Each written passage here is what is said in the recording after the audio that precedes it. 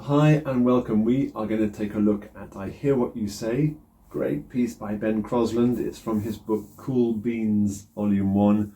It's a great collection of pieces in a very contemporary style. And it's currently an ABRSM grade 4 piece, and we're going to look at it at the request of Darcie. Darcie, thank you very much for asking me to dive into this with you. Before we look at the music at all, let's just do a sort of noodly warm-uppy thing. I think we're going to be in the key of D major. And you probably know that if we take chords 1, 4, 5 and 6, we can create music, and so many thousands of people do. Chord 1, chord 4, chord 5, and chord 6. We're going to have 1 bar per chord. We're going to have 4 beats in the bar and a bass line.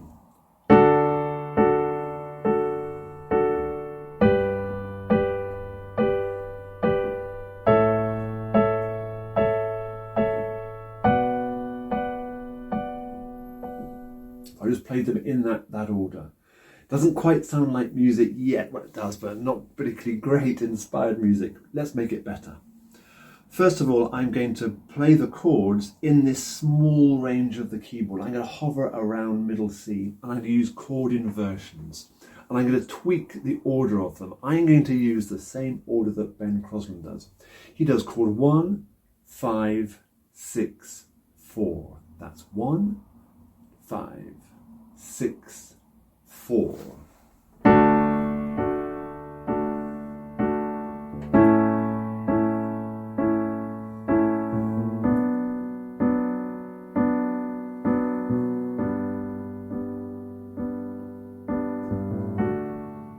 Then you go around the loop again.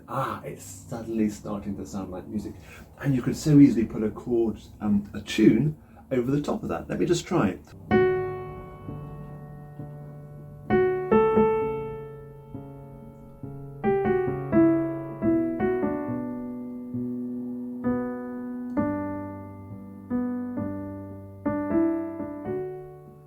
And suddenly you start to create some music. You could put chords there. I'm going to leave that with you to have a play with. Now let's turn to Ben Crosland's music. He's written this beautiful tune. It lasts for 4 bars initially, that's the first phrase of it. Then there's another phrase, and then there's a third phrase. There are 3 4-bar phrases that give us 12 bars, and that is the basic thing. He then repeats it and adds a little 4-bar ending as well. So that first phrase, I'm going to play it with my right hand, and I'm going to count aloud the beats so we can feel clearly where things are. 1, 2, 3, 4. 1, 2, 3, 4. 1, 2, 3, 4. 1, 2. Try doing that counting aloud. Really tricky to do. Perhaps use your metronome instead. Let's listen to it one more time. 3, 4. 1, 2, 3, 4. 1, 2, 3, 4. 1. And so many of those notes are between the gaps of the beats. They're syncopated. I'm going to play it without counting aloud. 3, 4.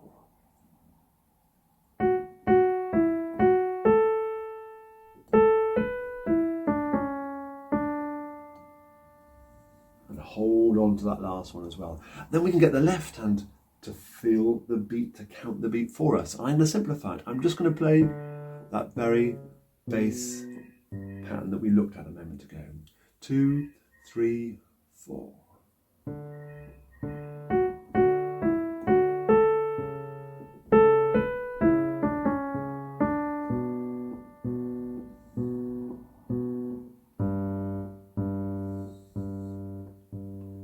Great way of practicing it. Let's move on to the next 4 bars. Same chord progression that we know, and a tune that just builds a little bit more, goes a bit higher, doesn't it? Let's have a listen. I'm going to add in this bass part straight away. 3, 4.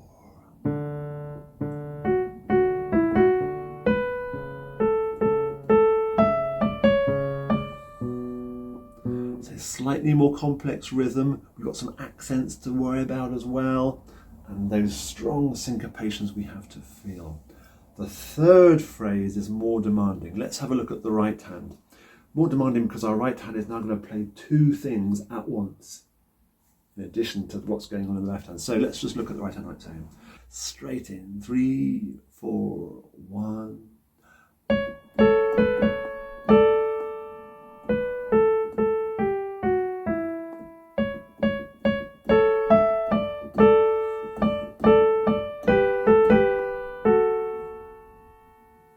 When they're all synced up. And watch out for the fingering as well, that we will have to use when we've got both bits going together. Should we just listen to that one more time?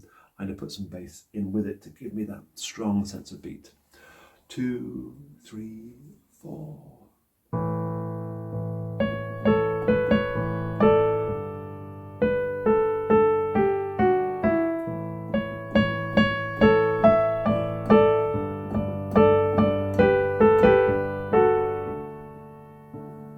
And you will have noticed that our chord sequence underneath has changed for those 4 bars, hasn't it? So those particular 4 bars, the ending of our 12-bar melody, are trickier. We'll take a little bit of working out. Watch carefully the fingering that I did there. Then from bar 13, it's basically the same material. It's the same tunes, just ever so slightly tweaked and more complex in places. And we'll come to that in a minute. Let me now go back to the beginning and we'll just look through the left hand and we'll start to add in some pedal. We absolutely need the pedal throughout this piece. And I think roughly once every beat, just to link things up, make them nice and smooth and give the acoustic that nice resonant sound. So let's just think through. I think in parts we're going to see that there are 2 lines of music here. Sometimes chords, sometimes little melody snippets as well. 2, 3, 4. Third finger makes good sense there. It just prepares us. Feeling the pulse. Sinking into each note. Ooh.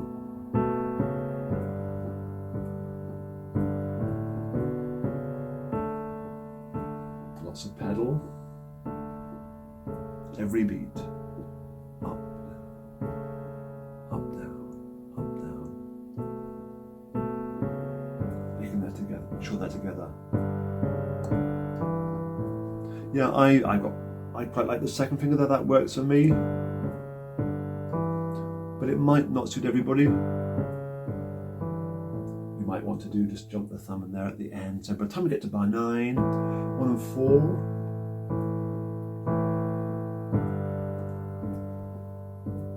I'm feeling the first beat of the bar. Ooh, slightly different.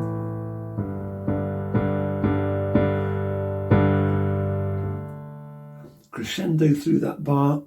But then this mezzo piano subito. You think it's going to end quite loudly at the beginning of 13, but no, tuck it right back down. And suddenly, subito, suddenly get down to mezzo piano.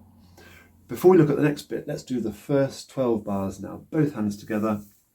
I'm not interested in the metronome mark at this point in my work. I just want to make sure it's accurate and it's flowing. So I'm going to go nice and steadily. 1, 2, oh, so good to count yourself in before you start. Just set the pulse up. Foot's ready. 1, 2, 3, quietly.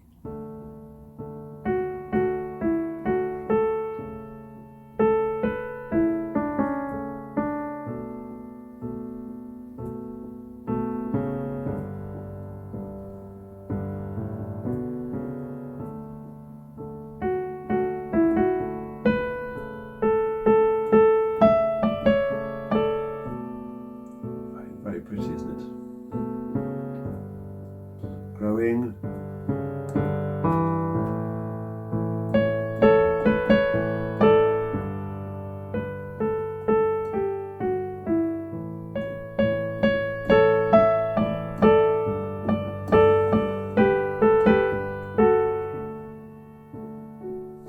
And then tucking away there. Great piece. Then what happens? The next 12 bars, as we've said, is very similar, just slightly more stuff going on, slightly trickier. So let's have a listen. I'm going to play it through just the right hand first of all. Let's see what's going on. So bar 13, 3, 4, here it is. 1, 2.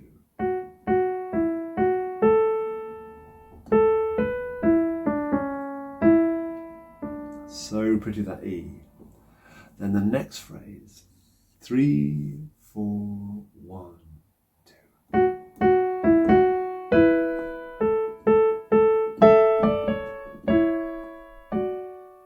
Again, so pretty. I think more on that one. Dying away, that's such a classical thing, isn't it? Haydn, Mozart, dying away on the last note of a phrase. And then the last phrase, from bar 21 I'm at now, 3, 4, 1.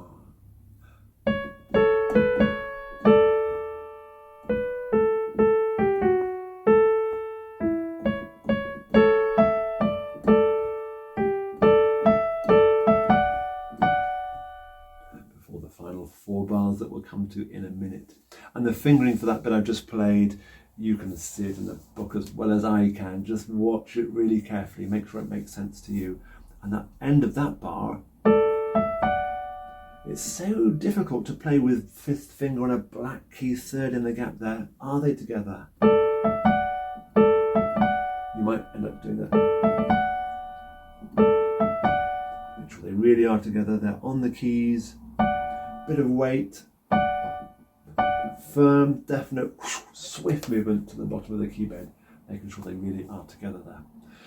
The left hand as well, there's slightly more going on, and sometimes our right hand will want to play notes that are written in that bass clef. Let's have a look at that. 3, bar 13, 4. Easy peasy. Pedal. And the right hand.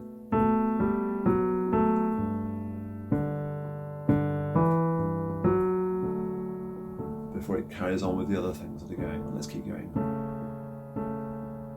So good to do this separate practice.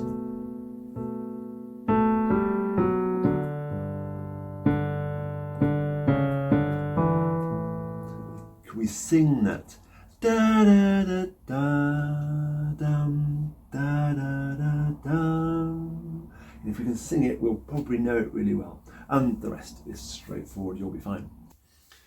Now let's pick it up from bar 13, nice and steadily at the speed, we hope, of no mistake. 1, 2, 3, 4.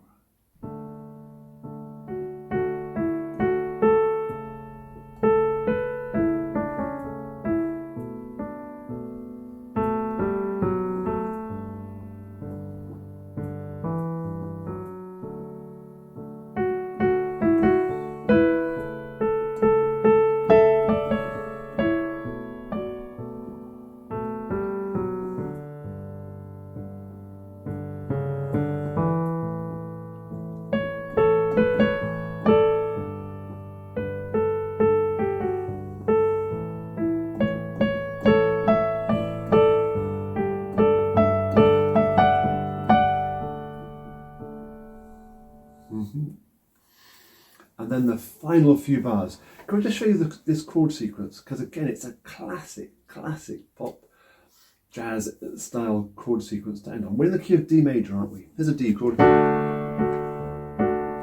If we turn it into a dominant 7th chord, like by adding a C, that pulls us to G, chord 4. Let's minorize that.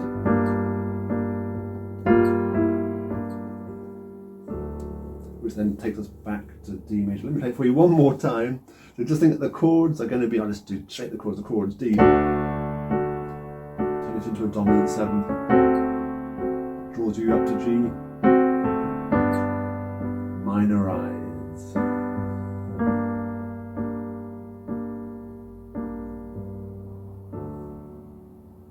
And write whatever melody you want over the top of that. Let's turn to the music.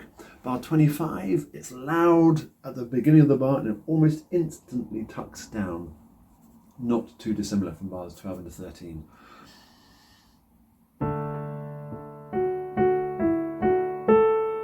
Dominant 7th, that's C natural.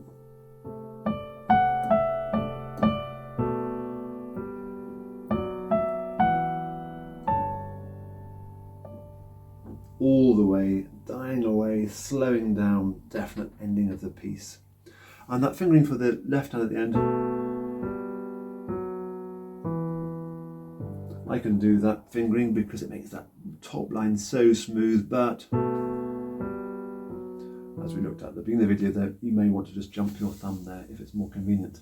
And then the right hand, lots of holding on to stuff. Let's have a quick peek. 1, 2. So we need the thumb there to hold on to it whilst. All these phrases have a destination. It's there right at the end of it. I'm still holding on to the A.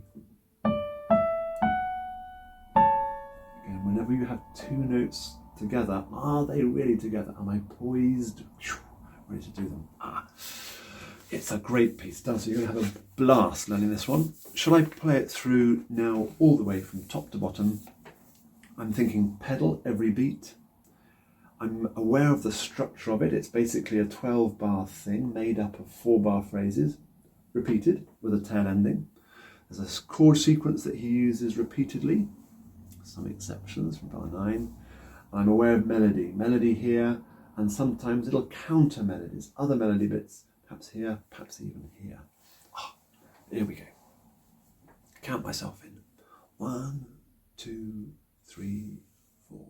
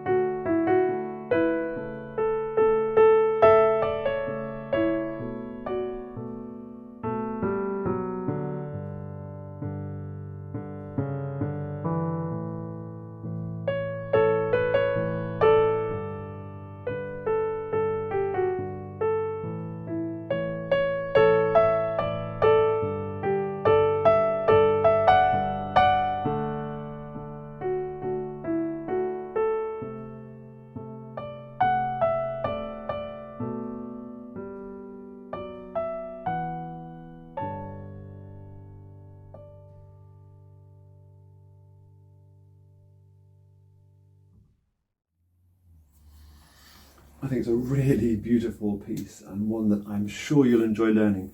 The rhythms of that right hand are very tricky, so do take time to work out where the beats are. I hope that's been useful, but don't worry in the slightest if it takes you, a few days just to work out exactly what's going. And I would spend a bit of time getting those first 3 phrases in the right hand absolutely sure and confident, and yeah, I know how this goes. I've got the feel for those syncopations, and have a lot of fun. If you have any questions, Darcie, or anybody else on this piece, don't hesitate to get in touch. Take care, enjoy your practice. Bye for now.